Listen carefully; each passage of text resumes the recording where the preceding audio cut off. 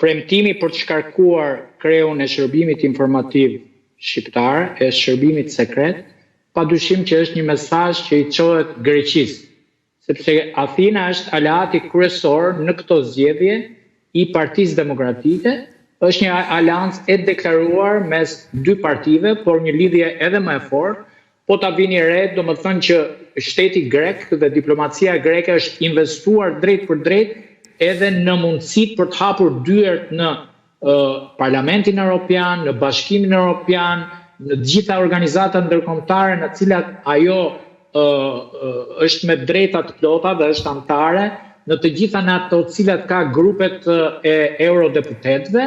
është përfshirë në lobimin për të ndërtuar urat të cilat ishin